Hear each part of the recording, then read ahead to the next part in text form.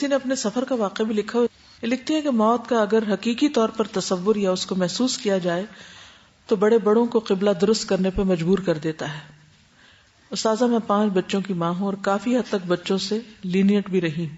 آج سے تقریباً 3 ماہ پہلے مجھے کینیڈا جانے کا اتفاق ہوا. اس سفر کے ایکسپیرینس نے مجھے بہت حد تک سمجھنے اور بدلنے پہ مجبور کر دیا. میرے ہسبینڈ پہلے سے ہی وہاں جا چکے تھے.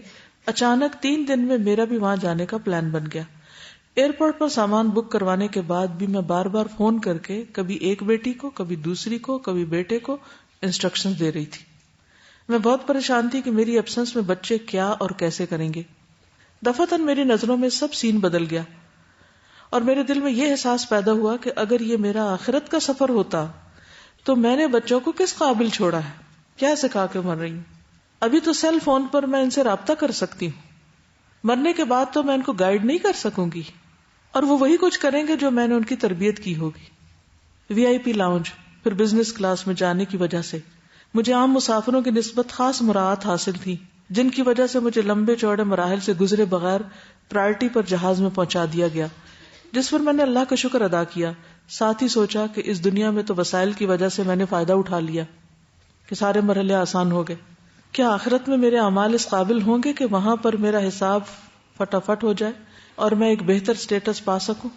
پھر جہاز میں جب میرے سامنے کھانا آیا تو نوالا منہ میں لے جاتے ہوئے یہ حقیقت مجھ پہ کھل گئی کہ آج جس وزٹ کو میں اچانک اور ان پلانڈ سمجھ رہی تھی وہ تو اللہ کے یہاں پہلے سے ہی پلانڈ تھا، کیونکہ آج جس رزق پر میری مہر لگی تھی وہ میرے گھر میں نہیں تھا بلکہ زمین اور آسمان کے درمیان اس جہاز میں تھا. صرف میں بے خبر تھی. پھر تمام راستہ بے اختیار میرے آنسو گرتے رہے.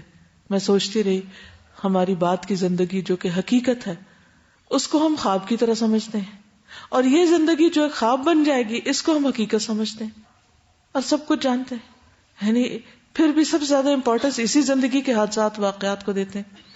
میں نے رو رو کر اللہ سے خوب معافی مانگی اور اپنے لیے ہدایت مانگی، ساتھ ہی اپنے اس ایکسپیرینس کو لکھ بھی لیا کہ مجھے کبھی یہ حقیقت بھولنے نہ پائے. اور انشاءاللہ اللہ نے چاہا تو کتاب میں بھی اگر آ جائے تو کتنے اور لوگوں کے لیے ذریعہ بن جائے ہدایت کا. کتنے ہی لوگ سفر کرتے ہیں مگر ایسے نظر نہیں ہے ان کی، یہ نہیں سوچ سکتے. آپ کی کیوں ہے؟ کیونکہ آپ کا قرآن و سنت کے ساتھ ایک تعلق ہے جو دلوں کو نرم کرتا رہتا ہے، زرخیز کرتا رہتا ہے اور پھر اس سے خیر کی یہ شعائیں پھوٹتی رہتی ہیں.